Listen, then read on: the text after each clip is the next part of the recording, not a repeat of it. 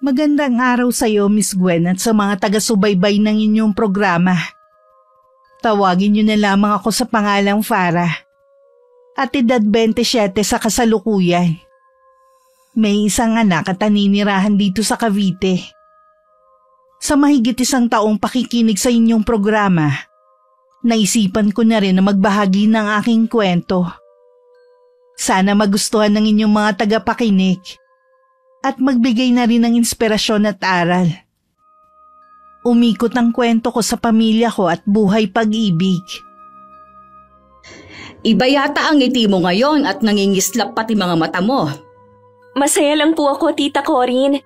Kagabi po kasi hindi ko inaasahan na aalukin na ako ni Sander ng kasal. Talaga? Kung ganun binabati kita, iha. Kaya lang, masyado pa yatang maaga para magpakasal kayo. 1 taon pa lang kayong magkarelasyon. Mahal po namin ang isa't isa, sapat na po yun para sa amin. Tsaka wala naman po yun sa tagal ng relasyon bago magpasyang magpakasal. Sa bagay nga naman, meron nga dyan nasa 10 taon ng relasyon hindi pa rin sa simbahan ang kinahahantungan. Kaya nga po, tita At saka kayo na rin po ang nagsabi na magaan ang pakiramdam nyo kay Sander. Totoo naman kasi, kumpara sa ibang nanligaw sa'yo, masaya ako para sa'yo. Sa wakas, magkakaroon ka na rin ng sarili mong pamilya. Hindi na ako mag-aalala kung sakali man na mawala ako. Tita naman, huwag niyo naman pong palungkutin ang araw ko. Pasensya ka na, iha. Okay na po, huwag niyo na lang babanggitin ulit. Sige, hindi ko na ulit babanggitin. Sabi po pala ni Sander, sa labas po tayo maghahapunan bukas. Tayo? Ibig bang sabihin kasama ako bukas? Oo naman po, susunduin ko kayo dito bukas pagkagaling ko sa trabaho. Bakit kailangan pa akong kasama? Baka makaistorbo lang ako sa inyo. Kasama din po ang mga magulang ni Sander. Dahil kayo na pong tumatayang guardian ko mula noon, kayo po ang ipapakilala ko sa mga magulang niya. Huwag po kayong mag-alala, ilang beses ko na pong nakaharap ang mga magulang niya. Super mababait po sila. Ay, ano kaya ang pwede kong isuot bukas? Yun pong mga damit na binili ko sa inyo. Pwede po kayong mamili doon. Sa dami ba naman ang ibinili mong damit para sa akin ang hirap mamili kung alin doon ang isusuot ko. Tulungan mo naman ako, iha, na mamili. Sige po, tita. Mamaya po isukat yung mga damit at tutulungan ko po kayong mamili ng mas bagay na isuot nyo bukas. Salamat, iya. Gusto ko kasi na maging presentable din sa pagharap sa mga magulang ni Sander. Kahit ano naman pong isuot nyo, magiging presentable at maganda kayo sa paningin ng mga magulang ni Sander. 5 kami magkakapatid at bunso ako. Hindi na inaasahan nun ng mga magulang ko ang pagdating ko. Ilang taon din na malagi ang itay sa Saudi para maibigay ang pangangailangan ng pamilya. Kung kailan naisipan na niya na mag-for good dito sa Pilipinas, tsaka naman nabuntis sa akin ng nanay ko. Dahil umaasa na lang sa maliit na negosyong naipundar, ang ginhawang naranasan ng mga kapatid ko ay hindi ko na naranasan noon. Nasa huling taon na ako noon ng high school nung marinig ko ang mga magulang ko na nag-uusap na hindi na ako papapasukin sa kolehiyo. Ang priority kasi nilang makatapos noon ang pang-4 naming kapatid. Mabuti na lang dumating si Tita Corinne na matandang dalagang pinsan ni inay at kinuha ko. Itinuring niya akong parang tunay na anak at pinag-aral sa kursong gusto ko. Salamat, iha, at sinama mo ko. Ang saya at ang bait pala talaga ng mga magulang ni Sander.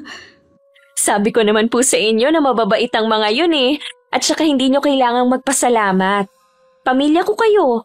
Natural lang na kasama ko kayo sa mahahalagang sandali ng buhay ko. May iba nga pala ako. Alam na ba ng mga magulang mo ang tungkol sa plano mong pagpapakasal? Hindi ko pa po sila nakakausap Alam ko naman na may tampo ka pa rin sa kanila. Pero magulang mo pa rin sila. At karapatan din nila na masaksihan ang pag-iisang dibdib mo. Hindi pa rin po kasi nagbabago si Itay. Si inay naman lagi sa kanyang kampe. Kahit ang mga kapatid ko nahawa na rin sa pagiging pintasero ng tatay namin. Hindi na nila yun pwedeng gawin sa'yo dahil ang layo na ng itsura mo sa dati. Utang ko po sa inyong lahat, tita. Lagi kayong nasa tabi ko para palakasin ang loob ko at suportahan ako sa mga gusto kong gawing pagbabago sa sarili ko.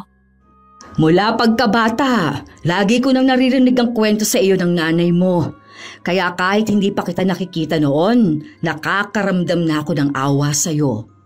Kung hindi niyo po siguro ako kinuha noon sa amin, malamang po naging utusan na lang ako ng mga magulang ko at mga kapatid ko.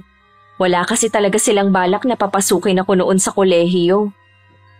Magbakasyon kaya tayo sa atin, ano? Kahit ilang araw lang? Parang gusto ko nga po ang idea na yan. Magpapaalam lang po ako sa opisina. Sigurado naman na papayagan ako. Basta dala ko ang laptop ko pwede naman ako magtrabaho kahit saan ako naroon. Yun nga lang po, hindi makakasama si Sander. Busy pa po siya dahil kabubukas lang ng dental clinic. Ay, sayang naman. Hindi natin siya makakasama. Pagkakataon na sana para makilala ng mga magulang mo at kapatid mo ang nobyo mo. Maliban sa pagbabago ng itsura mo, pwede mo pang ipagyabang ang boyfriend mo. Marami pa naman pong pagkakataon na maisama ko sa atin si Sander. Sa bagay nga. Magpahinga na po kayo, tita. Alam ko pagod na kayo. Hindi pa naman kayo sanay magpuyat. Minsan lang naman ito Nag-enjoy talaga ako, iha. Salamat ulit sa pagsama sa akin, ha? Wala po yun, tita. Dapat nga siguro dalasan niyo ang paglabas kasama namin para hindi kayo naiinip dito sa bahay. Okay lang naman po yun kay Sander. Nako, hindi na. Kapag may mahalaga na lang na okasyon.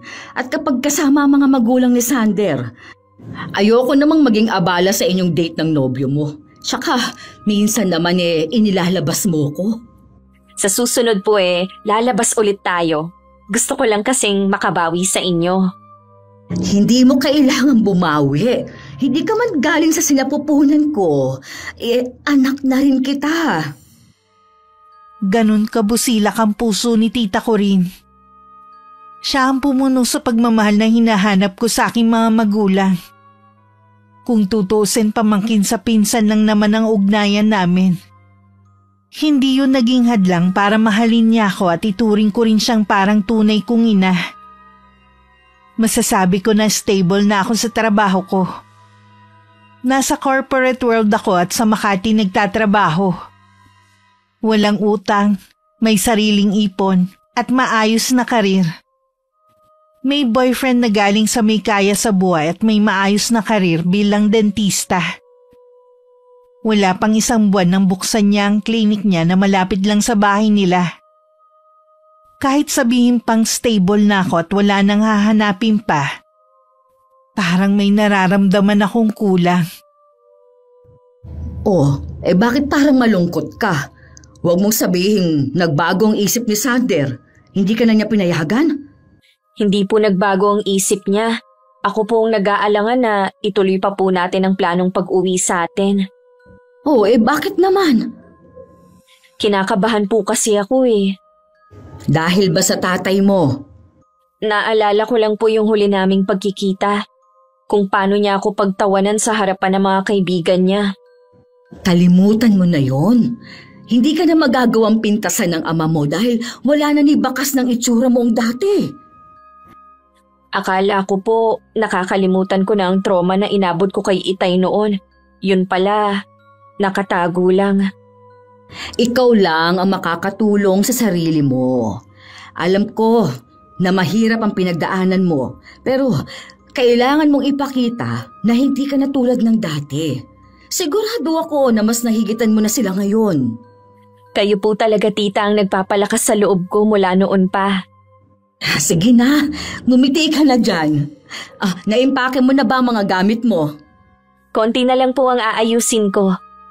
Kapag pala merong sinabi ang itay mo sa iyo na hindi maganda, ako na ang makakalaban niya. Hindi ako papayag na apihin ka pa niya at ipahiya. Alam ko naman po na ipagtatanggol niyo ko. Hindi lang kay Itay, pati na rin sa ibang tao.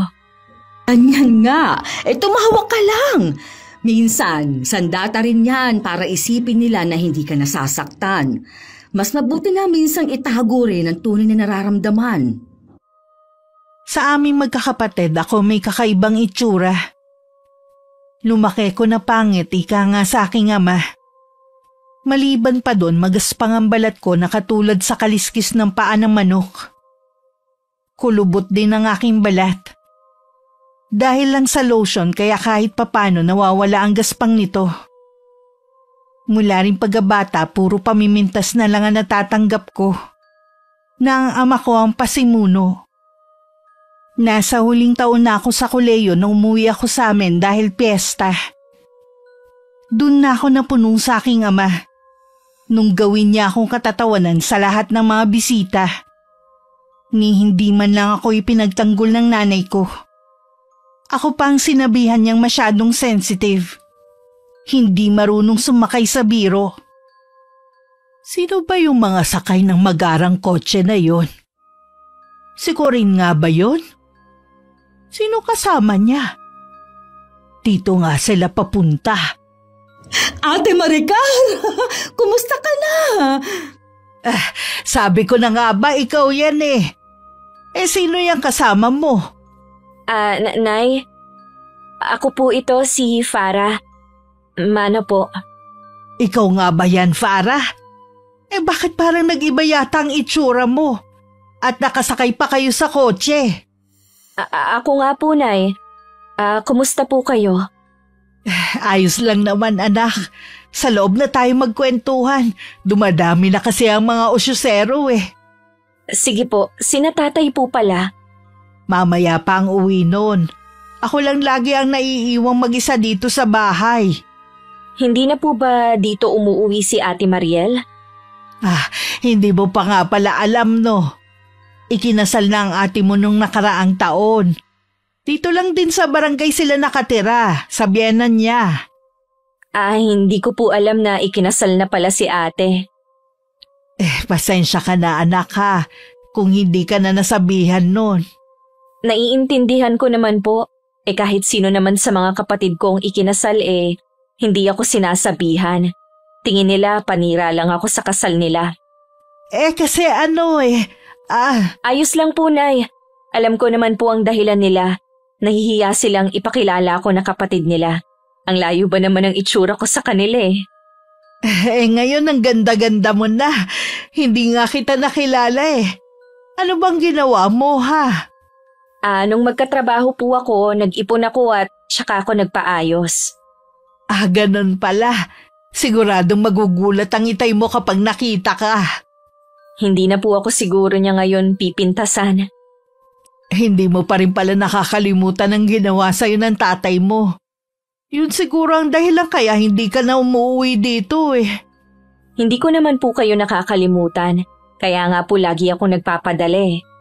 Nagpapasalamat nga pala ako sa perang ipinapadala mo. Minsan kasi gipit kami ng tatay mo eh. Napeste kasi ang mga baboy na alaga namin. Naubos lang ang puhunan namin. Wala rin namang ibinibigay ang mga kapatid mo eh. Hayaan niyo po, Nay. Dadagdagan ko ang padala ko sa inyo sa susunod. Ngayon palang nagpapasalamat na ako sa'yo. Teka lang ha, ikukuha ko kayo ng merienda. Nung pumasok si Inay sa kusina, ginala ko naman ang paningin ko sa kabuuan ng bahay. Napansin ko na yun pa rin ang dating itsura. Mas pinaluma pa nga lang ng panahon. Sa nakikita ko, hindi na rin nila pinag-aksayahang iparenovate. Marami ding alaala ang nag-uunahan sa isip ko. Hindi nga lang masasayang alaala kaya agad ko yung inalis sa aking isipan. Ilang sandali lang bumalik na rin si Inay dala ang 2 basong juice. Oh, uminom muna kayo. Alam ko pagod kayo sa biyahe. Salamat, Ate Maricar. Ang dami niyo namang dala. Magtatagal ba kayo? Oo, te. Magbabakasyon sana kami dito ng ilang araw kung okay lang naman. Okay lang naman. Mabuti nga yun para makasama naman namin si Farah. Ganon din po ako, Nay. Gusto ko rin po kayong makasama. Siya nga pala, Farah. Sabihin mo na sa nanay mo. Anong ibig mong sabihin, Iha? Kasi po, Nay, ikakasal na po ako. Ha? Kanino naman? Kay Sander po.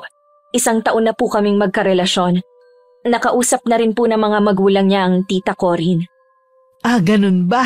Di wala na palang problema. Plano ko rin po na papuntahin siya dito para makaharap niyo. Mabuti naman kung gano'n at inaalala mo pa rin kami. Siyempre naman ate, magulang pa rin kayo ni Farah. Sige na, inumin niyo na ang juice na inihanda ko. Aayusin ko lang yung kwarto na tutulugan niyo. Kasalukuyan kami noon nasa kwarto ni tita ko rin nang dumating ang tatay ko. Grabe ang kabog ng dibdib ko ng mga oras na yon. Bahagya pa nga ako nagulat nung kumatok si inay sabay tawag sa pangalan ko. Sabi niya gusto raw akong makausap ni Itay. Inayos ko muna ang sarili ko bago lumabas. Nakatayo sa gitna ng sala si Itay at napakunot ang noo habang nakatingin sa akin. Lumapit ako at inabot ang kamay niya para magmano. Kamusta po kayo, Tay? Ikaw nga ba yan, Farah? Bakit parang nag-ibang itsura mo? Sabi ko naman sa'yo kanina malaki na ang ipinagbago niya. Hindi lang itsura mo nagbago, pati katayuan mo sa buhay. Sa'yo ba yung kotse sa labas? Hiniram ko lang po yan, Tay. Mas maginhawa po kasi ang biyahe namin pa uwi dito kung may sasakyan. Ganun ba? Sabi ng nanay mo magbabakasyon kayo rito. Opo, kasi gusto ko kayong makasama ni Inay. Bakit inabot pa ng 5 taon bago ka umuwi dito sa atin? Abala lang po kasi ako sa trabaho Abay, 4 na oras lang naman ang biyahe papunta dito sa atin. Kung gugustuhin mong umuwi anumang oras magagawa mo. Masyado kasing mataas ang pride mo Hindi naman po sa ganon. Kahit po hindi ako nakakauwi, alam nyo na hindi pa rin ako nakakalimot sa inyo. Kung ang ibig mong sabihin ang pagpapadala mo ng pera, dapat lang na magpadala ka. Kulang pa nga kung tutuusin sa gastusin dito Dadagdagan ko na lang po sa susunod. Aasahan ko yan, ha? Bakit nga pala gumanda ka ng ganyan? Nagparitoke ka ba? Matangos na kasi ilong mo Kuminis na rin ang balat mo. Opo. Siguro dyan na lang naubos ang sahod mo, no? Pangarap ko po kasi na mabago ang itsura ko para hindi na ako mapintasan ng kahit sino. Alam mo, para, mas mahalaga pa rin ang ugali kesa itsura. Aanin mo naman ang ganda kung pangit naman ang ugali. Di wala rin. Bakit po kayo, Tay? Wala nang ginawang iba kundi laitin ang itsura ko. Mabait at masunurin naman ako sa inyo Ano ka mo? Farah, mabuti pa tawagin mo na ang tita ko rin mo. Kakain na kamo tayo ng hapunan. Sige po, Nay. Maiwan ko po muna kayo. Ay, palagay ko kaya nagpaganda ang anak natin dahil sa'yo. Bakit naman ako magiging dahilan niya? Nakalimutan mo na ba? Mula pagkabata wala ka nang ginawa kundi pintasan ang anak natin. Totoo naman na pangit siya noon. Ikaw naman kasi sa dami ng pwede mong paglihihan, paapa ng manok. At saka may edad ka na kasi noon nung pinanganak mo siya. Kaya puro latak na lang ang nakuha niya. Sana naman magbago ka na sa pakikitungo sa kanya. Palagay ko si Farah ang magbibigay sa atin ng kaginhawaan na hindi natin naranasan sa 4 nating anak. Hindi ako sigurado. Hanggat nasa poder siya ng tiyahin niya, malabo ang sinasabi mo. Siguradong kinokontrol siya ni Corinne. Hindi naman siguro. Kita mo nga na pinapadalhan niya tayo Kala mo naman napakalaki ng pinadadala niya sa atin. Di ba narinig mo naman dadagdagan niya ang perang pinapadala niya? Bago umalis si Farah, kausapin mo na paayos tong bahay natin kaysa maubos ang pera niya sa pagpapaganda. Babanggitin ko sa kanya sa ibang araw. Pagtatagal naman sila dito Habang nandito sila, hinga mo ng pambili ng pagkain. Alangan naman na tayo pa magpapakain sa kanila. Nagbigay na nga si Farah kanina. Kaya nga nakabili ako ng masarap na ulam. Para tuloy ako nagutom. Uy, maghain ka na para makakain na tayo. Dahil matagal na akong hindi kumakain ng hapunan ng mga magulang ko at si tita ko rin lang ang kumain nung gabing yun. Nagkulong lang ako sa kwarto at inayos ang mga ipamimigay ko sa pamilya ko. Ano na ba ang kinakain niyang si Farah ngayon? Kumakain pa rin naman siya ng kanin pero madalas sa umaga lang. Puro salad na lang ang kinakain niya. Yung ba yung mga dahon? Abay, maraming damo sa paligid. May kasama pang bulaklak. Kung gusto niya, ipangunguha ko siya bukas. Ano ka ba, Nicandro? Hindi magandang biro yan.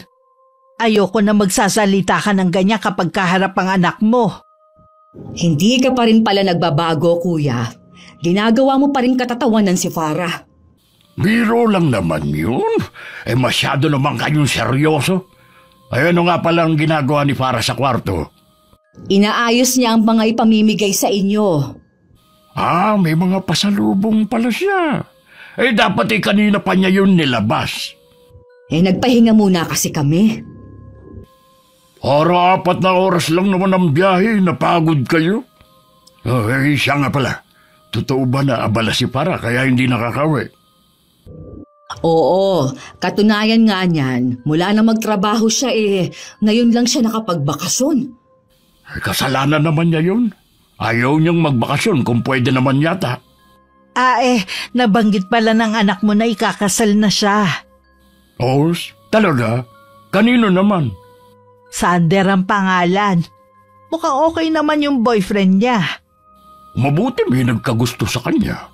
Oo nga pala. Maganda na nga pala siya ngayon. Ewan ko lang kung yung dati pa niyang mukha kung may magkakagusto sa kanya. Matanong nga kita, kuya. Bakit ba ganyan ang trato mo kay Farah? Ano naman ang ibig mong sabihin ko rin? Mula pagkabata kasi, hindi mo na minahal si Farah. Yung 4 mong anak, pinag-aral mo. Pero ang bunso mo, wala kang plano. Ginagawa mo lang siyang katatawanan sa lahat ng oras. Nakita mo naman siguro kung ano itsura ni Farah. Sa tingin mo kaya sinong ama ang matutuwa? Dapat ikaw na ama ang unang nagtatanggol sa kanya.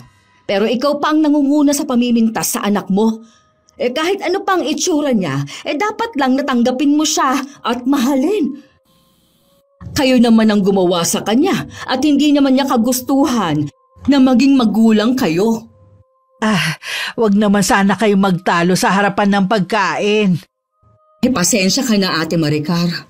Nawala na ako ng ganang kumain. Magpapahinga na lang ako. Maiwan ko na kayo. Tignan mo ang ginawa mo. Ano bang ginawa ko? Wala naman na. Masyado lang sensitive ang pinsan mo Ganun yata kapag matandang dalaga. Pakiusap naman, ngayon lang umuwi ulit dito ang anak mo. Huwag mo naman sanang sirain. Baka mamaya magalit yun, hindi tayo imbitahin sa kasal niya. Oo na, ikaw naman Dumating lang ang anak mo, nag-iba ka na rin Katatapos ko lang ayusin ang mga ibibigay kong pasalubong nung pumasok si tita ko rin. Nagtaka naman ako kung bakit ang bilis niyang matapos maghapunan. Sabi pa naman niya kanina nagugutom siya. Parang nabasa naman niya ang laman ng isip ko. Biglang nawala ang gutom ko dahil sa ama mo. Bakit naman po? Hindi pa rin pala siya nagbago. Napansin ko nga rin po yun kanina. Tumanda lang siya, pero ganun pa rin siya. Kung gusto mo nang umuwi, sabihan mo lang ako, ha? Kahit gabi na, pwede naman tayong umalis. Sayang naman po ang pagpunta natin dito. Gusto ko rin pong makita ang mga kapatid ko at ang mga pamangkin ko. Sige, ikaw ang bahala.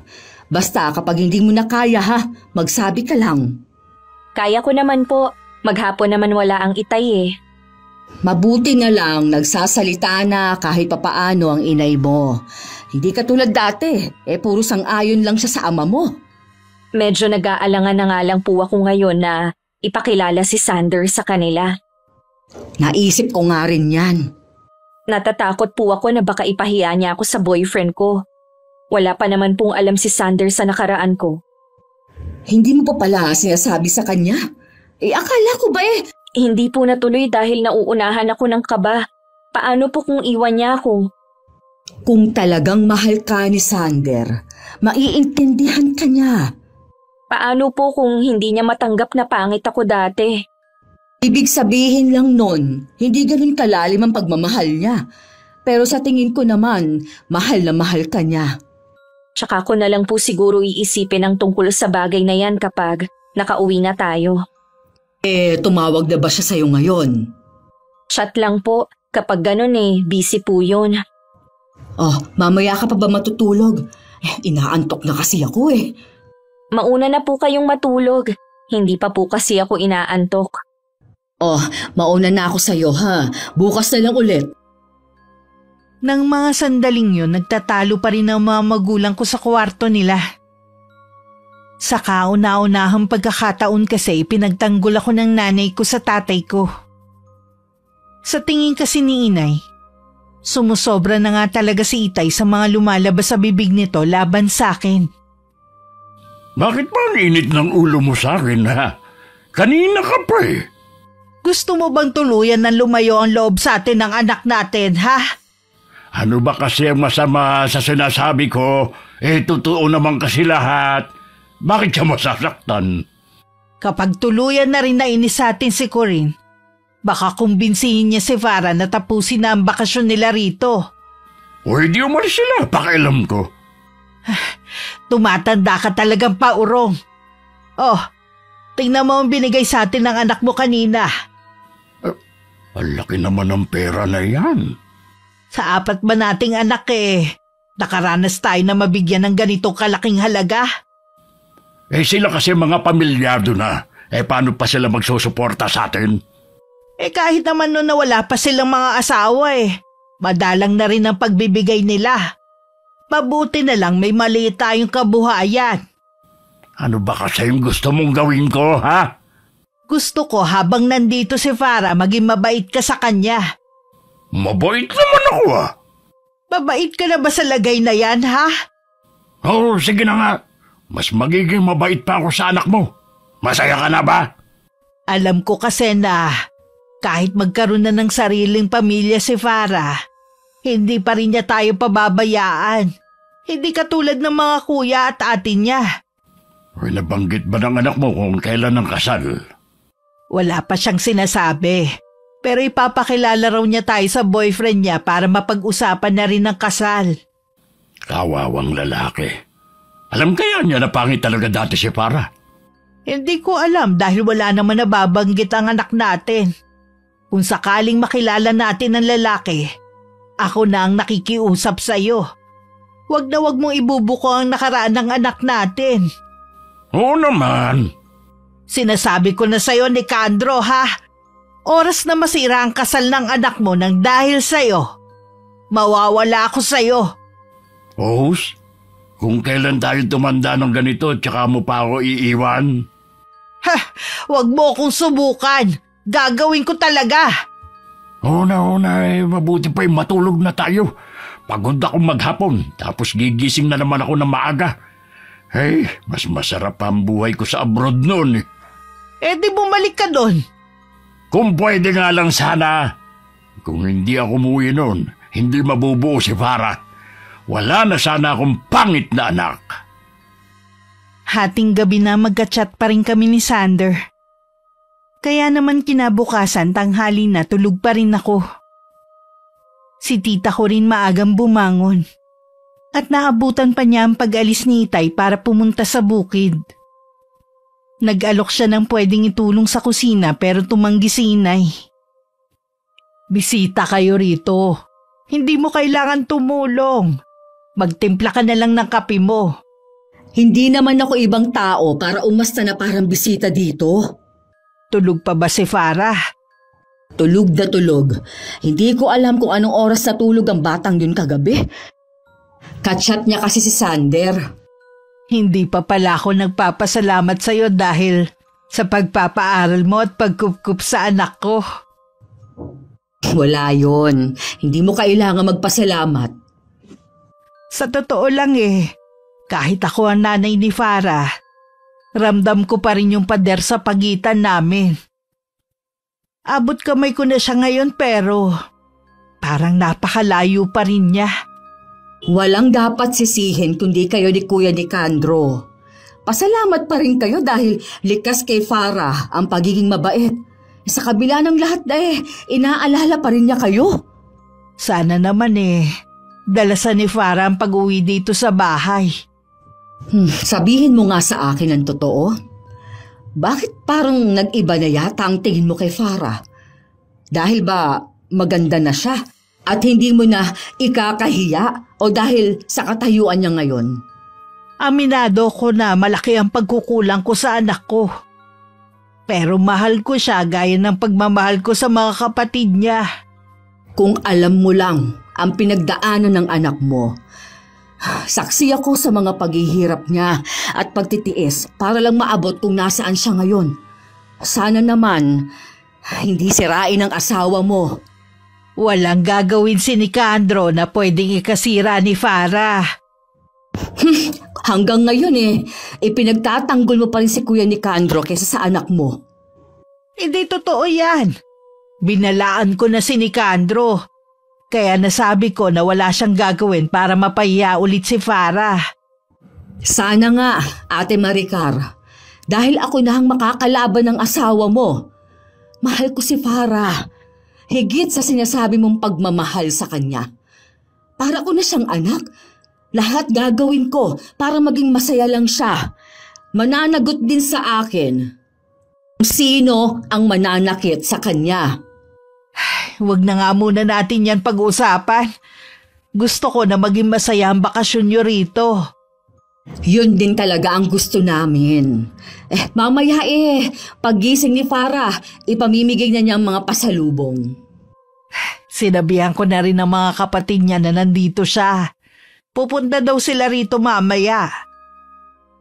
Bago magtanghalian, dumating ang 4 kong kapatid at pamilya nila. Sandali sila natigilan na makita ko. Para silang namamalikmata sa pagkakatitig sa akin. Naiintindihan ko naman sila. Kaya lang natatawa pa rin ako sa itsura nila. Si inay na lang ang nagpaliwanag sa kanila. Hindi rin nakaligtas sa akin ang sinabi ng mga hipag ko. Akala raw nila pangit pa rin ako hanggang ngayon. Pagkatapos kong maibigay ang mga pasalubong ko sa kanila, umalis din sila agad.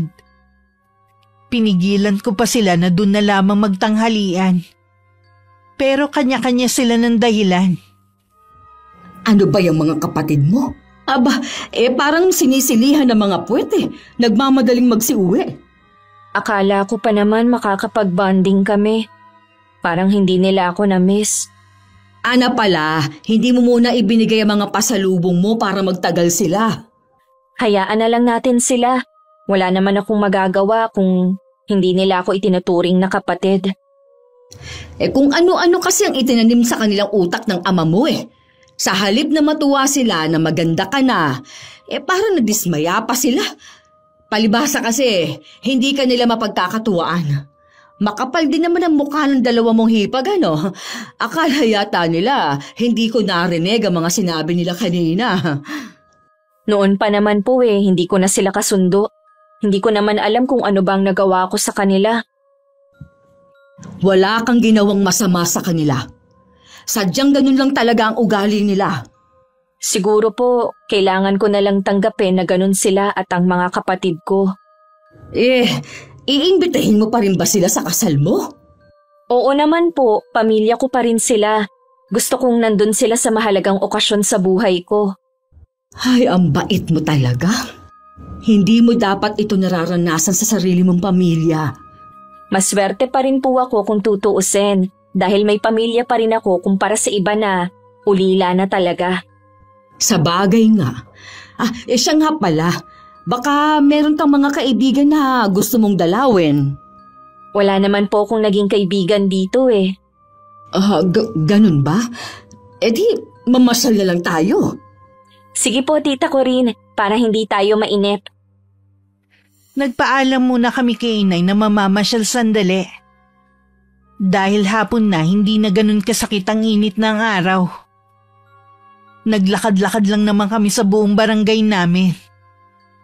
Doon lang namin napansin na wala pa rin palang pagbabago. Nadagdagan lang ang mga bahay. Bakit po hindi nyo naisip na dito tumira? Ang totoo niyan, laking syudad ako. Tingin namin ng mga kapatid ko, nakakainip ang buhay dito. Kaya nung namatay ang itay namin at nakuha ang parte ng lupa, ibinenta namin at saka kami nagkanya-kanya. Nakakainip nga po dito. Parang ang bagal ng usad ng buhay. Naiisip mo ba na tumira ulit dito? Ayoko na pong tumira dito. Wala naman po kasi akong magandang alaala sa lugar na to. Kung nalulungkot ka lang naman, naaalalahanin ng nakaraan, sabihin mo lang para makapag-impake na tayo. Madali lang naman pong umalis eh. Gusto ko pa rin po kasi na makausap ang mga magulang ko. O sige, ikaw ang bahala. Hindi na rin kami nagtagal ni tita ko rin. Pag-uwi namin, naroon na si Itay. Agad naman ako nagmano sa kanya. Hindi man lang siyang ngumiti at ipinagpatuloy lang ang pagtingin sa mga dala ko. Ito lang pala ang dala mo. Akala ko pa naman espesyal. Kaya siguro hindi rin nagtagal dito mga kapatid mo kanina. Hindi ko po kasi alam ang dadalhin, kaya puro pagkain na lang. Okay na rin to. Pampulutan ng iba. Pagtsatsagaan na lang namin ang mga ito.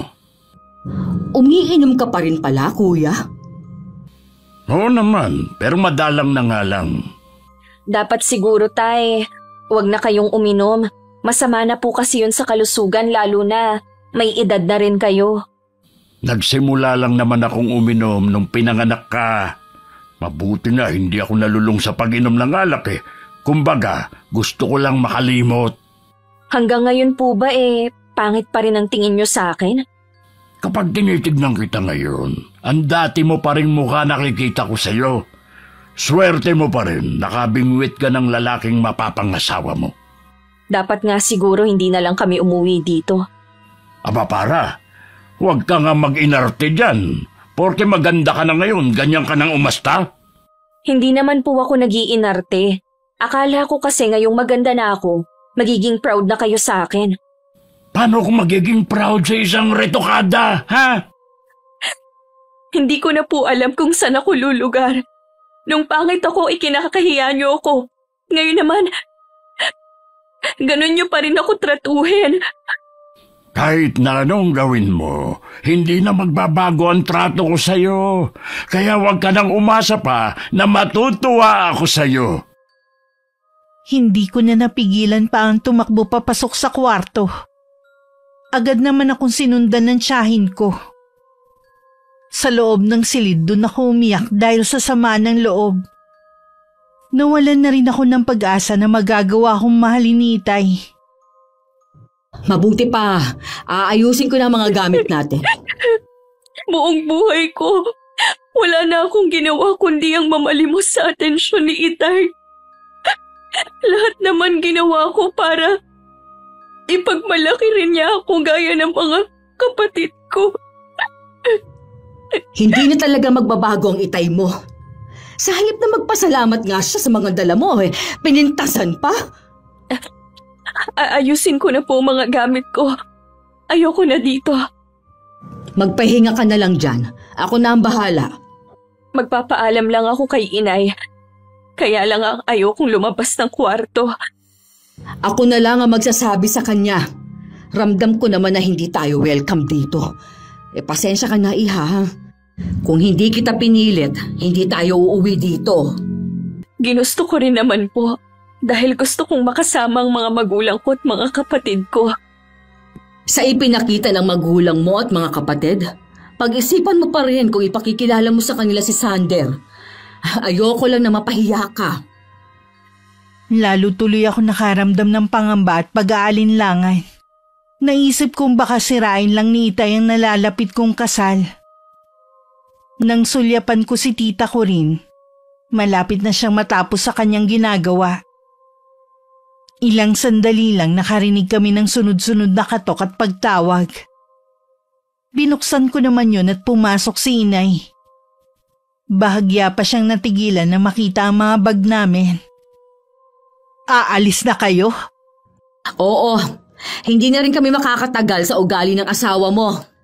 Farah, pagpasensyahan mo na lang ang itay mo. Kinausap ko na siya kanina. Tsaka malapit ng gumabi. Akala ko pa naman, Nay, magiging masaya ang bakasyon namin dito. Yun pala, pasasamain na naman ang itay ang loob ko. Huwag mo na lang pansinin ang itay mo. Matanda na rin naman siya eh. Mula noon, wala na akong ginawa kundi ang magpasensya kay itay. Nakakapagod na po siyang intindihin. Alam ko naman, kaya nga kinausap ko na siya. Nakikiusap ako sa iyo, anak, na kung pwede sana, wag muna kayo umalis. Gusto ko rin naman na makasama ka kahit ngayon lang. Wag mo na lang intindihin ang tatay mo. Sana ate, mas intindihin mo ang nararamdaman ng anak mo, hindi ng asawa mo. Iniintindi ko naman ang anak ko eh. Kaya nga kinausap ko na si Nicandro. Hindi naman kasi marunong pakiusapan ng asawa mo. Parang hindi nakakaintindi. Ako na lang ang humihingi sa inyo ng tawad sa inaasal niya. Wag mo na kaming pigilan ate. Mas kawawa ang anak mo kung magtatagal pa kami dito. Tita Corinne, pwede po bang wag na muna tayong umalis? Sara naman, gusto mo bang insultuhin ka na naman ng tatay mo? Alang-alang na lang po kay inay. Sige na po, tita. O sige, ikaw na ang bahala. Salamat anak at pinagbigyan mo ko. Nung gabi gusto ko sanang kumain kahit konti para makasabay si inay pero nag-aalangan ako. Si tita ko rin naman titiisin na lang daw ang gutom. Kesa makasabay si itay sa hapag. Kaya ganun na lang ang gulat namin nang kumatok si inay. Wala daw si itay at maagang sinundo ng kainuman. Kaming tatlo lang ang naghapunan. Malalim na ang gabi nang dumating si itay. Lasing na lasing. Hindi pa kami nun natutulog ni tita Corinne. Kaya dinig namin ang malakas na boses niya. Hinaan mo ang boses mo. Natutulog na ang mga kasama natin sa bahay eh. Ano ngayon? Bahay ko naman to. Ang akin lang, respeto naman sana. Ngayon na nga lang umuwi ang anak mo eh. Sana hindi na lang siya umuwi rito. Dahil sa kanya nag-aaway tayo eh. Kaya tayo nag-aaway dahil sa ugali mo. Kung hindi mo matatanggap si Farah na anak mo, sasabihan ko na lang siya na wag nang umuwi dito kahit kailan. Bahala siya. Hindi ko naman siya kailangan. Akala mo kung sino na siya. Para sa akin, siya pa rin ang anak nating pangit. Hindi ko alam kung bakit ganun na lang ang galit mo kay Farah. Kasalanan mo rin. Sabi ko sa'yo, huwag mo nang ituloy ang pagbubuntis mo. Tama na ang 4 nating anak pero matigas ka. Tingnan mo tuloy, nagluwal ka ng pangit sa pamilya. Hindi ko na maakalain na ganun siya ipapanganak eh. Mula nang isilang ang bata na yun, puro na lang kamalasan ang dumating sa atin.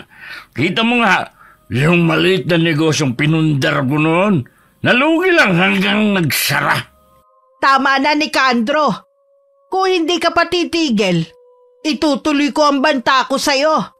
Iiwan na kita dahil sa ugali mo. Akala mo naman talaga magagawa mo? Sasama na ako sa anak natin kapag umalis sila. Teka. Seryoso ka ba sa sinasabi mo? Mukha ba ako nagbibiro, ha? Maricar naman, huwag mo naman akong iwan. Ang tagal na natin nagsasama eh. Bukas, humingi ka ng tawad kay Farah. Muna. Gagawin ko lang yung sinasabi mo. Hindi ko maiwasang mapangiti. Yun kasi ang kauna-unahang beses kong narinig na ipinagtanggol ako ni inay laban kay itay. Ang natitirang tampo ko sa kanya tuluyan nang naglaho sa puso ko. Napagtanto ko din na mahal ako ni inay. Marahil hindi lang niya maipakita nun dahil takot din siya kay Itay. Kinabukasan bago umalis humingi nga ng dispensa si Itay sa mga binitiwan niyang salita. Dama ko na napipilitan lang siya dahil sa takot na iwan ni inay. Pero ang mahalaga habang naroon kami, wala na akong maririnig na masasakit na salita sa kanya. Salamat po, Nay, sa pagtatanggol sa akin kay Itay. Dapat nga noon ko pa to ginawa eh. Huwag mo sanang isipin na mas pinapaboran ko ang mga kapatid mo kaysa sa'yo noon.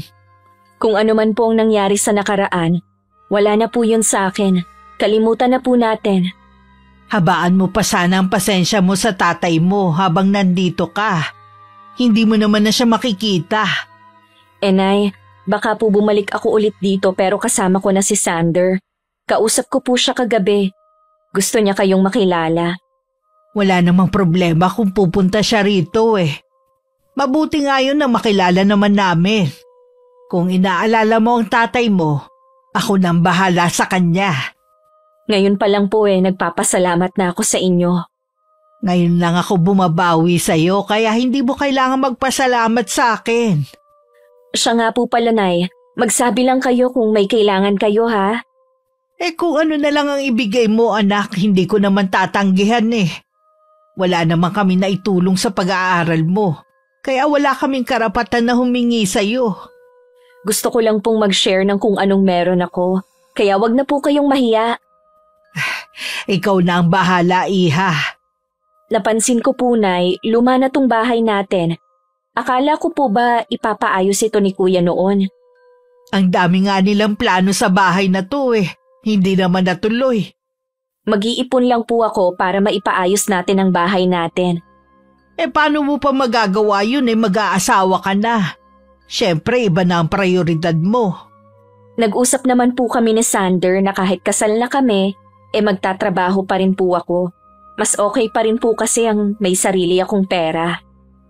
Tama ka naman, iha. Huwag mo kaming gayahin ng tatay mo na walang ipon. Masyado kasi kaming umasa na hindi kami pababayaan ng mga kapatid mo eh. Hindi ko po kayo pababayaan ni Itay kahit may sarili na akong pamilya. Pangako ko po yan sa inyo. Yung maalala mo lang kami, sapat na sa akin. Alam kong nahihiya lang si inay na magsabi ng kailangan nila. Pero desidido na ako na tulungan ng mga magulang ko sa abot ng aking makakaya. Nung sumunod na araw, wala naman ako naririnig na anuman kay Itay. Pinanguha pa nga niya kami ng buko at ilang prutas na tanim niya. Nasa silid ba yung magtita? Ang anak lang natin ang nandun. Si Corinne may pinuntahan na dating kakilala. Nabanggit mo na ba kay para yung mga kailangan natin? Nagkukusa naman ang anak mo eh. Mabuti pa rin kung sasabihin mo. Baka kung ano-ano lang iibigay niya. Pag-iipunan daw niya ang pagpapaayos ng bahay natin. Pag-iipunan pa? Ibig sabihin wala siyang pera? Meron naman siguro, hindi nga lang sapat. Ilang taon na siyang nagtatrabaho wala pa rin siyang ipon. Paano yata puro pagpapaganda ang inuuna? Wala na tayong pakialam doon. Sariling pera naman ang ginagastos niya eh. O ba'y dapat tayong inuunan niya? Makabayad man lang siya ng utang na loob sa atin. Ano bang utang na loob ang sinasabi mo dyan, ha? Mula nung tumuntong sa high school nun si Farah, siya na nagpapaaral sa sarili niya. Kung ano-anong nilalako niya para lang makapag-aral siya. At kaya siya nakapagtapos ng koleyo dahil kay Corinne. Sa kanya may utang na loob ang anak natin. Kung hindi dahil sa atin, wala sana siya sa mundong ito. Oo nga, pero sama ng loob lang naman ang ibinigay natin sa kanya. Habang nandito siya, ngayon ko lang naisip ang mga pagkukulang ko sa kanya. Pero gusto pa rin niya tayong suklian ng kabutihan. O lahat na ibibigay niya, tanggapin mo. Huwag mong kalilimutan na wala na tayong maaasahan sa apat nating anak. Humihingi nga ako kay Arnold ng pang-abono, wala daw siyang pera eh. Lintik na buhay talaga to. Susubukan ko kung makakahingi ako kay Farah mamaya. Huwag mo lang subukan, pilitin mo. Alam mo naman yung mga kalakal na lang ang kinabubuhay natin. Malapit nang dumilim nang magising ako. Hindi ko alam kung dumating na ba si tita ko rin. Bumangon na lang ako at pumunta sa kusina. Naabutan ko si inay na nagluluto na ng hapunan. Napahaba yata ang tulog mo, iha. Oo nga po eh. Dumating na po ba si tita ko rin? Hindi pa nga eh. Baka nawili sa pakikipagkwentuhan. Tutulungan ko na po kayo, Nay.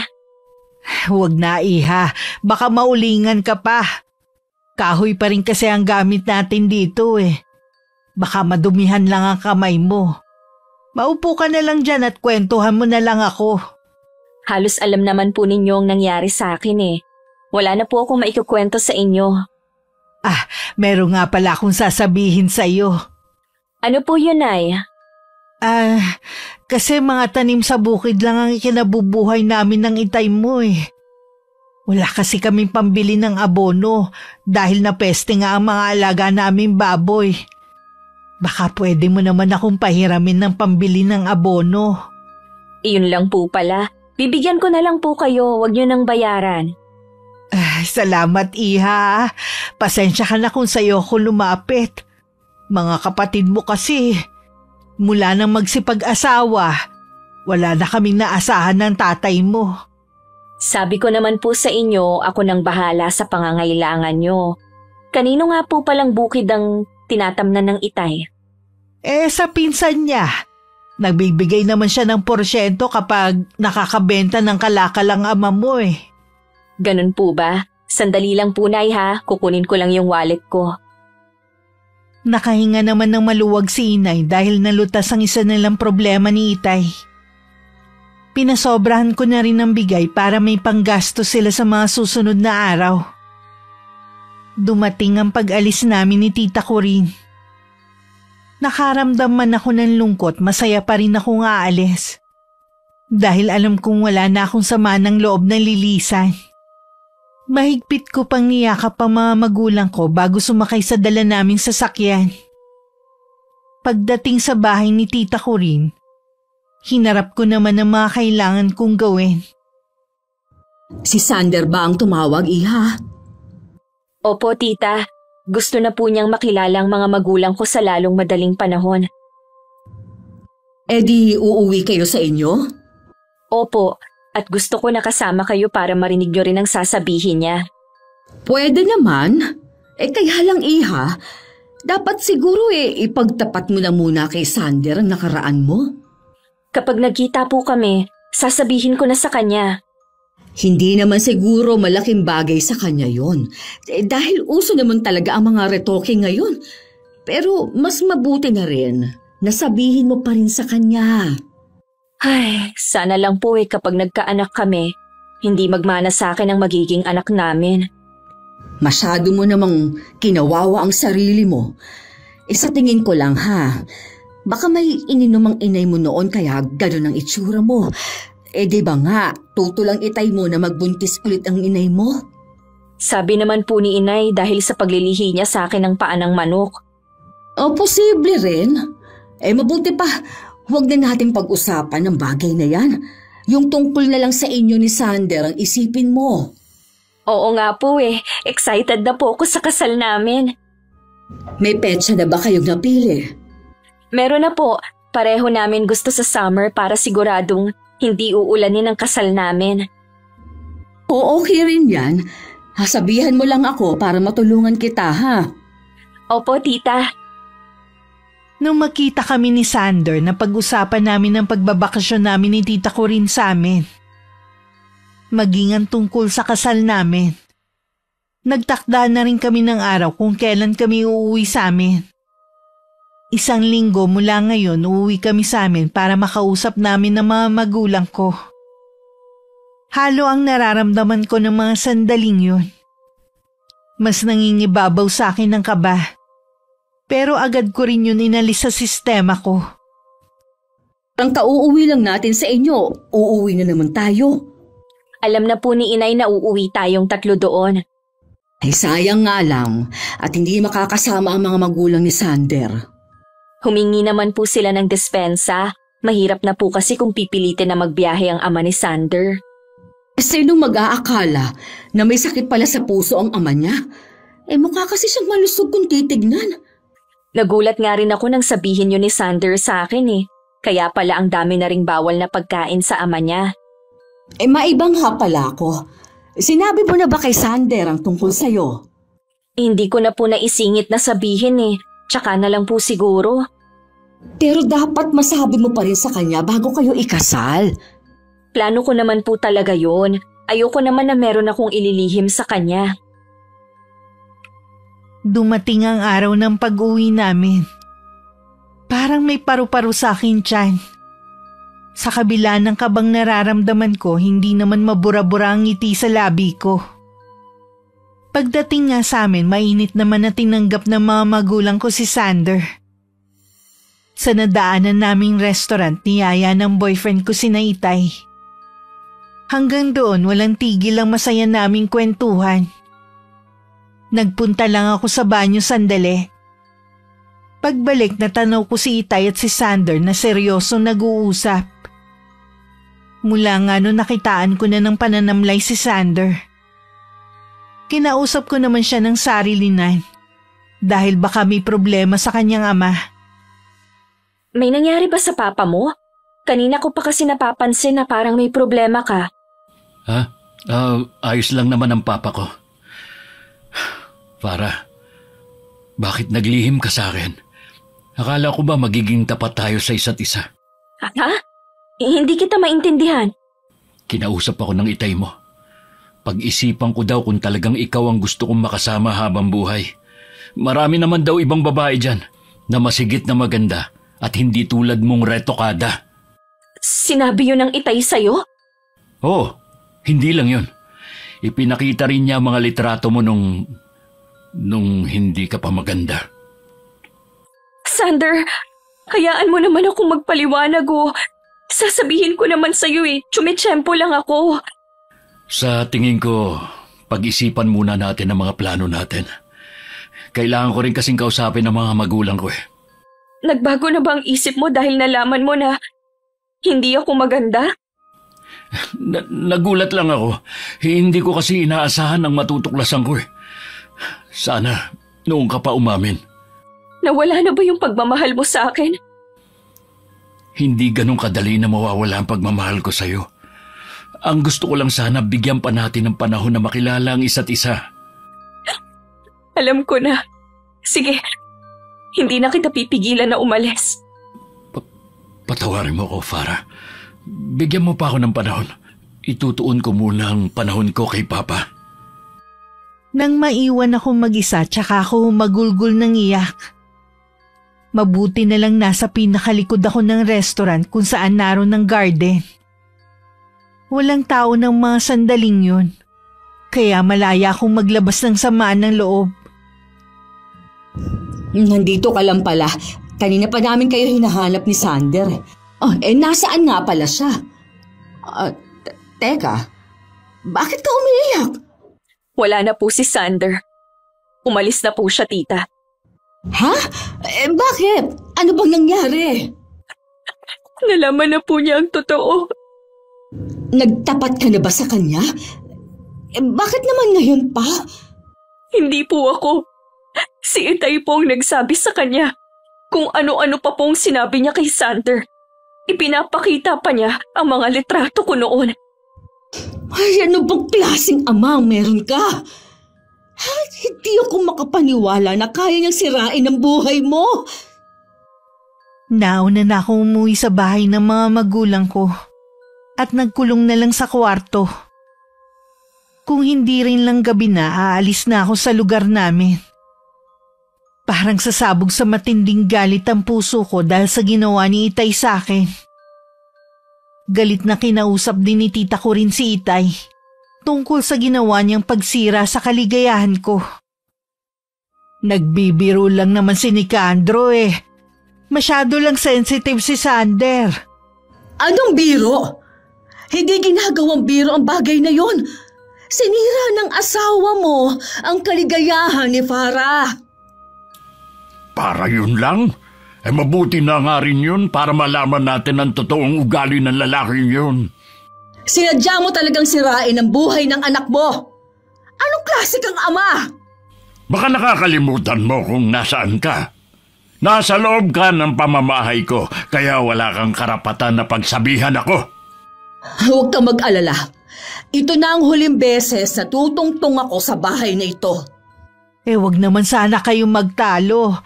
Kailangan tayo ni Farah ngayon. Alam ko na nasasaktan siya. Hindi niya kayo kailangan. Ako lang ang kailangan niya mula pa noon. Tanging ako lang ang nakakaintindi sa kanyang pinagdadaanan. Wala na kayong ginawa kundi saktan at ipahiya siya. Ikaw, Kuya Nicandro, pagsisisihan mo ang ginawa mong ito sa anak mo. Ba't bumalik ka nga rito? Huwag mo akong tatalikuran! Hayaan mo na lang siya. Ikaw naman kasi. Bakit mo naman ginawa yun sa anak natin? Malay ko naman na wala palang alam ang boyfriend niya na retokada siya. Alam kong galit na sa atin ang anak mo. Huwag ka na ring umasa na magbibigay pa siya sa atin.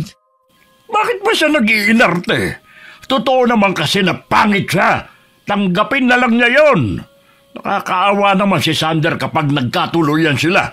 Paano kapag nagkaanak sila ng pangit? Paano niya ipaliliwanag yun sa lalaki, ha? Labas na tayo dun. Wala na tayong pakialam pa. Mabuti pa, ipagtimpla mo na lang ako ng kape.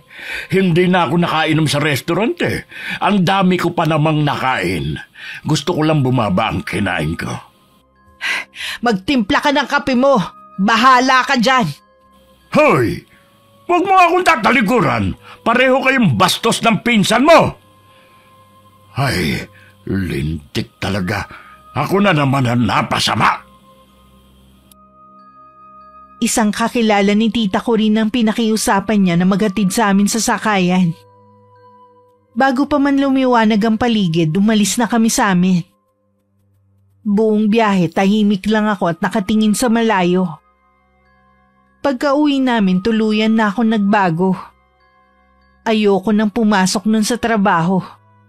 Gusto ko na lang magkulong sa kwarto. Nawalan na ako ng pag-asa na mabuhay. Iha, pupuntahan ko si Sander. Huwag niyo pong gagawin yan. Nagdesisyon na siyang iwan ako. Kung ayaw niyong magalit ako sa inyo, huwag kayong makikialam sa akin. Hindi ko kasi matiis na makita kang nahihirapan. Walang dapat sisihin kundi si Itay. Sa dami ng pwedeng maging ama, bakit siya pang naging tatay ko? Hindi ko siya mapapatawad sa ginawa niya sa'yo. Maraming beses ko nang pinalampas ang ginawa niya. Pero hindi ang isang ito. Kailangan siya magbayad. Ayoko na silang maging magulang. Ayoko na silang makita kahit kailan. Kahit puro hindi magagandang ginagawa nila sa akin, gusto ko pa rin silang tulungan. Pero bakit puro pananakit na lang ang ginaganti nila sa akin? Tahan na, Iha. Mararanasan din ng ama mo ang mga ginawa niya sa'yo. Pangako yan. Tita, bakit ba puro na lang pagdurusang dinadanas ko? Masaya ka naman na. Kaya lang, mula na magkaroon ka ulit ng koneksyon sa mga magulang mo, doon ulit nagsimula ang kamalasan mo. Hindi pa kasi ako nakontento na kayo ang kasama ko eh. Sana hinayaan ko na lang na malayo ako sa kanila. Naiintindihan naman kasi kita. Alam ko na nangungulila ka sa pagmamahal ng mga magulang mo at hindi ko yun kayang punan kahit gaano pa kita kamahal.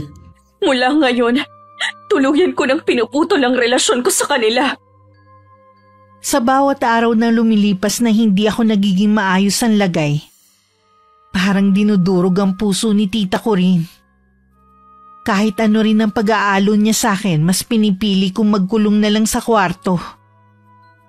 Lalo pa ako nalugmok sa matinding kalungkutan nang mabalitaan namin na umalis papuntang ibang bansa si Sander. at ang mga magulang niya. Isang araw napasukan na lang ako ni Tita Corinne na wala ng malay at duguan.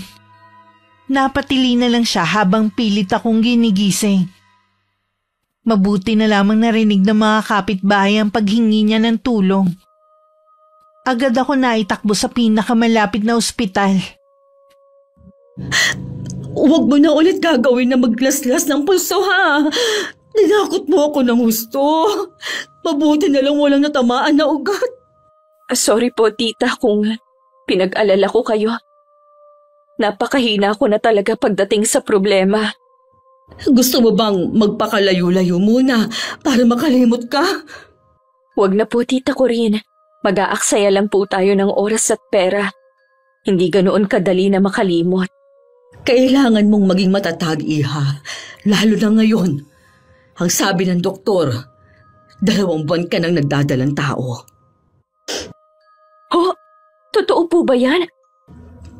Oo, Iha. Magiging nanay ka na. Paano po kung kasing pangit ko din na lumabas ang batang to? Mararanasan din ba niya ang mga pinagdaanan ko? Kahit ano ang mangyari, huwag mong ipaparana sa kanya ang mga nangyari sa'yo. Pakamahalin mo siya. Lagi lang akong nandito para sa'yo. Hindi ko po alam kung magiging mabuti ba akong ina. Hindi ko naman po kasi naranasan na mahalin sa isang pamilya. Kung paano kitang minahal at inalagaan, yon ang iparanas mo sa magiging anak mo. Bahala na po. Kahit nung makauwi ako sa bahay, lagi pa rin akong tulala. Mabuti na nga lang napipilit na akong kumain ni Tita Corinne. Lingid sa akin, may pinaplano na pala siya. Kung paano makakaganti sa tatay ko sa pamamagitan ng kulam. Isang kakilala ang nagturo sa kanya kung kanino siya pwedeng lumapit. Malaki nga lang ang hinihingi pero hindi na niya yun inisip. Ilang araw lang tumatalab na ang orasyon kay Itay. Inakala lang ni Inay dahil sa pagod at katandaan na rin ang pagkakasakit ng aking ama. Paano kaya yan? Wala ka nang iinuming gamot bukas. Nilapitan ko na lahat ng mga anak natin eh. Wala rin silang pera. Lumapit ka na ba kay Para? Ay di ba nangako siya na tutulungan tayo? Sa tingin ko nagpalit na siya ng numero eh. Hindi ko na kasi siya makontak. Wala rin palang isang salita ang babaeng yun eh. Baka sinadya na rin niya naputulin ang koneksyon sa atin dahil sa ginawa mo. Para yun lang, kakalimutan niya na tayo bilang magulang niya. Ang tigas din kasi ng ulo mo eh. Hindi ka nakikinig sa akin. Kahit kasi maganda na ang anak mo, wala ka pa rin ginawa kundi pintasan ng dati niyang itsura. Sa hindi ko makalimutan ang pangit niya mukha eh. Minsan naiisip ko na baka anak mo siya sa ibang lalaki. Nicandro, hindi ako makapaniwala na pinag-iisipan mo ako ng ganyang kasamang bagay. Kahit nung nasa abroad ka, hindi man lang ako natukso na tumingin sa ibang lalaki. Nagtataka lang kasi ako kung bakit bukod tangi siya lang ang pangit sa magkakapatid. Baka dahil din sa mga iniinom ko noon na pampalaglag. Walang dapat sisihin kundi ako. Wala ka na rin kasing ginawa nun kundi ang magalit sa akin dahil sa biglaan kong pagbubuntis. Kaya sinubukan kong ilaglag pero makapit si Farah. Gusto niya talagang mabuhay. Eh, subukan mo pa rin na tawagan. O di kaya si Corinne ang tawagan mo. Hindi niya sinasagot ang tawag ko eh. Alam kong galit din siya sa akin. Puntahan mo kaya sila. Alam mo naman ang bahay ng pinsan mo eh. Hindi maaaring wala tayong pera. Gusto ko nang magpa-doktor. O sige, kakausapin ko ang mga anak mo. Kung sino ang pwedeng magbantay sa'yo habang wala ako. Kahit nahihiya si Inay, kinapalan na lang niya ang mukha na puntahan kami para humingi ng tulong. Nagulat naman si Tita Corinne na mapagbuksan siya ng pinto. Pinapasok naman niya si Inay sa loob. Pasensya ka na kung bigla na lang akong sumulpot ng walang pasabi. Hindi ko kasi kayo makontak ni Farah eh. Nasa na nga palang anak ko? Nasa kwarto siya at nagpapahinga. Ano ba ang kailangan mo? May sakit kasi ang tatay niya eh. Kailangan namin ng tulong ni Farah. Pagkatapos ng ginawa ni Kuya Nicandro sa anak ninyo, hihingi pa rin kayo ng tulong? Saan naman kaya kayo kumuha ng kakapalan ng mukha, ha? Wala na talaga kami mahinga ng tulong eh. Kailangan ipa-check up sa doktor ang ama niya bago pa lumala ang kondisyon nito. Matagal nang walang trabaho si Farah. Ha? Akala ko maganda ang trabaho niya. Mula nang maghiwalay sila ni Sander, hindi na siya bumalik sa dati. Nagtangka din siya magpakamatay. Mabuti na lang dumating agad ako at nadala namin siya sa ospital. Gusto ko siyang makita. Baka lalo lang kasing makasama sa kanya. Ayaw na niyang magkaroon ng koneksyon sa inyo. Sisilipin ko lang siya. Pakiusap naman. Sige. Sumunod ka sa akin. Nandito ang kwarto niya. Naramdaman kong may nagbukas ng pinto pero hindi ako lumingon. Alam ko kasing si tita ko rin lang yun. Nang marinig ko ang mga yabag na papasok, tsaka lang ako nagsalita. Hindi pa ako nagugutom, tita. Anak? Anong ginagawa niyo dito? Tita, bakit niyo siya pinapasok dito? Huwag ka magalit sa tita mo. Ako nagpumilit. Mabuti pa, Ate Maricar. Lumabas na tayo. Pakiusap, anak. Kausapin mo naman ako kahit sandali lang. Sinira niyo ang buhay ko. Siguro naman masaya na ang asawa niyo. Buntis ako at walang ama na magigista ng anak ko. Maraming salamat sa inyo, ha? Bakit hindi mo ipaalam kay Sander ang lahat? Wala na siya. Hindi ko na siya kayang abutin. Kaya umalis ka na. Kalimutan niyo na ako bilang anak. Patawarin mo ko, anak. Umalis na kayo. Gusto ko nang magpahinga. Huwag niyo na rin akong guguluhin pa kahit kailan. Halika na, Ate Maricar. Sa labas na lang tayo mag-usap. Tumalikod na lang ako para hindi ko makita ang nakakaawang itsura ni inay. Nang makalabas sila, tsaka ako na lang pinakawalan ng mga luha ko. Sa labas maraming tanong si inay kay tita ko rin. Nasagot ko na ang lahat ng tanong mo. Pasensya ka na, Ate Maricar. Hindi ka maaaring magtagal dito. Naiintindihan ko naman. Ayoko rin naman na dagdagan pa ang sama ng loob ni Farah. Hindi ko mapapatawad ang asawa mo sa ginawa niya kay Farah. Wala siyang kasing sama. Kahit ako nakakaramdam na rin ng galit kay Nicandro. Parang ayoko na siyang makita at makasama. Ilang taon din ako naging bulag sa mga ginagawa niya. Ngayon lang ako natauhan. Magagawa mo ba siyang iwan sa gitna ng karamdaman niya? Karma na rin siguro yun sa kanya. Pasensya ka na, ate. Bibigyan na lang kita ng pamasahe para makauwi ka sa inyo. Maselan magbuntis ang anak mo. Ayoko may masamang mangyari sa kanya kung makikita ka pa niya. Nauunawaan ko. Ikaw na ang bahala kay Farah, ha? Ingatan mo siya. Sana balang araw magawa niya akong patawarin. Panahon na lang ang makakapagsabi. Hayaan nating maghilom muna ang kanyang sugat. Umuwi din si inay nung araw na yun. Nang makita nga siya ni Itay, biglang umaliwalas ang mukha nito. Mag-isa lang din siya ng mga oras na yun.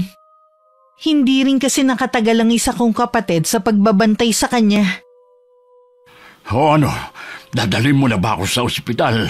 Ang sakit na talaga ng mga binti ko Namamaganong gusto. Wala nang trabaho si Farah, kaya hindi na ako nakahingi ng tulong. Ha? Sigurado ka? Galit din sa atin ang anak natin. Kulang na lang isumpa niya tayo. Hindi niya tayo pwedeng dalikuran. Mga magulang pa rin niya tayo. Walang dapat sisihin kundi ikaw kung bakit siya iniwan ni Sander.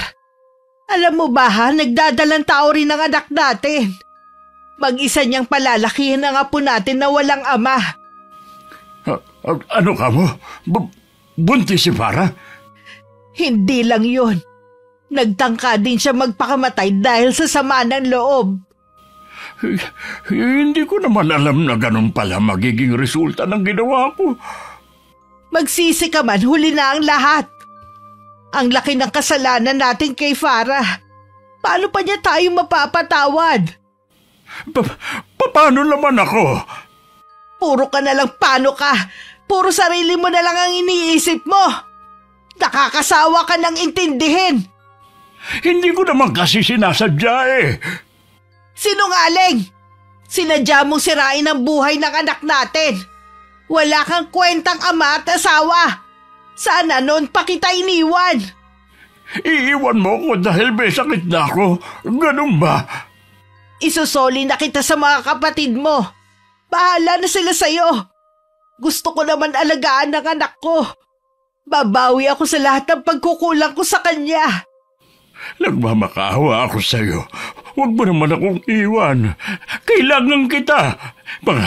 Pangako, kapag gumaling ako, magbabago na ako. Hindi ka na magbabago pa kahit gumaling ka. Yan na talaga ang ugali mo. Sa dami ng pwede mong ipamana sa 4 mong anak, yang ugali mo pang yan ang nakuha nila sa'yo. Kinausap ni Inay ang mga kapatid ni Itay na ipagamot ang kapatid nila. Ipinaliwanag niya na wala na siyang ibang malalapitan. Nang dumalaw nga sila, nakita nila ang kalagayan ng aking ama. Ang isang kapatid ni Itay nagkahinala na hindi pangkaraniwan ng sakit nito. Kaya naman nagpatawag agad siya ng albularyo. At dun nga nakumpirma na merong kumukulam kay Itay. Walang ibang gagawa nito sa akin, kundi si Farah. Anak pa talaga natin ang pinagbibintangan mo.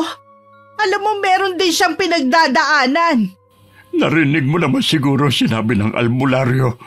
Matindi ang galit ng taong nagpapakulam sa akin.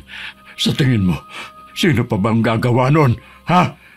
Sa dami ng mga may galit sa'yo, siguradong isa sa kanila ang gumawa nito sa'yo. Lubayan mo nga ang anak natin. Malakas ang pakiramdam ko na si Farah ang gumawa nito. Subukan mo lang na sabihin sa mga kapatid mo na si Farah ang pinaghihinalaan mo. Ora mismo, lalayasan kita. Huwag mo akong tinatakot. Hindi mo magagawang umalis. Saan ka naman pupunta, ha? Galit din sa'yo si Farah. Baka nga isunod ka na rin niyang ipakulam. Kung gagawin nga niya yun, maluwag kung tatanggapin ang parusa niya. Kung tutuusin kulang pa sa atin ang gagawin niya. Hindi mo ako mapipigilan na sabihin sa albularyo at sa mga kapatid ko na si Farah ang nasa likod ng sakit ko. Magkakasubukan tayo ni Kandro. Tinutuo nga ni Itay ang banta niya. Ang mga kapatid niya hindi makapaniwalang magagawa ko yun sa sarili kong ama. Pero sabi naman ng albularyo, isang lalaki ang nasa likod ng pangungulam kay Itay. Maaari daw nakaalitan niya sa inuman o di kaya sa pangangalakal. Nangako naman ang matandang albularyo. Nagagawin niya lahat para gumaling ang aking ama. Bakit ka nag-iimpake? Nakalimutan mo na ba ang sinabi ko sa'yo, ha? Oras na sabihin mo sa mga kapatid mo na si Farah ang pinaghihinalaan mong kumulam sa'yo. Iiwan na kita. Huwag mo namang gawin sa akin to. Maawa ka naman sa akin. Hindi naman sila naniwala eh. Kung wala pang sinabi ang albularyo, masisira na naman ang anak natin sa mga kapatid mo. Wala ka talagang kwentang tao. Kung hindi na talaga kita mapipigilang umalis, hintayin mo muna akong gumaling. Alam mo, hindi ako makakakilo sa bahay na ito. Total, wala ka naman pakialam sa mga taong nakapaligid sa'yo eh. Wala na rin akong pakialam sa'yo. Huwag mo sanang kalilimutan na sumumpa ka sa harap ng altar na magsasama tayo habang buhay, sa hirap at ginhawa. Ikaw ba, tinupad mo yon ha? Di ba hindi? Kaya tigilan mo ko sa pangungonsensya mo. Buong buhay ko, wala na akong ginawa kundi pagsilbihan ka. Ngayon sarili ko naman ang iisipin ko. Nakikiusap ako sa'yo. Huwag mo akong iwan. Maricar! Bago tuluyang iwan ni Inay ang aking ama, Tinanong pa niya ang albularyo kung may pag-asa pang gumaling si Itay. Gagaling naman daw pero habang buhay nang may mararamdaman sa kanyang katawan. Walang nagawa ang mga kapatid ko kundi bantayan si Itay. Kahit kasi napagaling siya ng albularyo na natili lang siyang nakaratay sa higaan. Samantala buong puso naman humingi ng kapatawaran ng inay sa akin. Lumambot naman ang puso ko sa kanya. Salamat anak at hindi mo ko pinagtabuyan. Hayaan mong bumawi ako sa iyo. Aalagaan kita habang malakas ako. Talaga po bang hindi niyo nababalikan si Itay? Hindi na anak. Matagal na panahon ako nabulag sa kanya. Naging mabuti nga akong asawa. Hindi ko naman nagampanan ng pagiging ina ko lalo na sa iyo. Gusto ko rin na makasama kayo. Salamat po ako ang pinili niyo. Hindi pa rin pala nagsisisi si Kuya Nicandro. Tama lang sa kanya ang iwanan mo. Mabuti na tauhan ka na. Hindi ko na talaga kaya. Naubos na ang pasensya ko sa kanya nang pagbintangan niya ang anak namin na nagpapakulam sa kanya. Kulam? Iyon ang sakit ni Itay? Oo, iha. Mabuti na lang sinabi ng albularyo na lalaki ang nagpapakulam sa kanya. Siguro gusto lang siyang turuan ng leksyon. Siguro. Pero hindi naman siya nagbago. Hanggang salita lang siya. Huwag na lang po natin pag-usapan ang nangyari kay Itay. Pasensya ka na, iha. Mula ngayon hindi ko nababanggitin ang tungkol sa Itay mo. Nakalimutan kong baka makasama sa kalagayan mo. Mula ng araw na yun sa amin na tumira si Inay. Wala naman naging problema kay tita ko rin. Dati naman kasi sila naging malapit sa isa't isa nung dalaga pa si Inay. Lingid sa aming kaalaman, bumalik ulit ang tiyahin ko sa mangkukulam na hiningan niya ng tulong. Gusto niya kasing bigyan pa ng mas malalang sakit ang aking ama, na sinunod naman ng mangkukulam. Si Kuya Arnold po ba ang tumawag sa inyo? Ano po ang sabi? Wala na raw ang Itay mo. Napasukan daw nila sa kwarto na wala ng buhay. Akala ko po ba magaling na siya? Yun ang sabi ng albularyo bago ko umalis. Kayo po ang bahala kung gusto niyong umuwi. Hindi nga lang po ako makakasama. Okay lang, iha. Hindi ka naman talaga pwedeng bumiyahe dahil sa kalagayan mo Galit po ako kay Itay, pero nalulungkot pa din ako sa sinapit niya. Mag-iingat po kayo sa pag-uwi niyo. Nang araw ding yun, umuwi si Inay sa amin para asikasuhin ang burol ni Itay. Gusto sanang samahan ni tita ko rin si Inay. Kaya lang hindi niya ako maiwan. Makakahinga ka na rin ng maluwag ngayong wala na ang Itay mo. Sa kabila ng ginawa niya, hindi ko pa rin hinangad ang kamatayan niya. Mas makakabuti na rin kasi na wala na siya, kaysa patuloy kanyang saktan. Hindi naman po niya ako masasaktan dahil malayo na ako sa kanya at wala naman akong balak na makipagkita sa kanya. Sa bagay nga. Kanina ko pa po napapansin na kanina pa kayo silip ng silip sa labas ng bintana. Ano po ba ang tinitingnan ninyo? May hinihintay kasi akong bisita. Ha? Kailan pa po kayo tumanggap ng bisita? Siguro espesyal ang bisita ninyo. Oo, espesyal talaga. Siguro na traffic lang yun kaya hanggang ngayon wala pa. Baka nga po.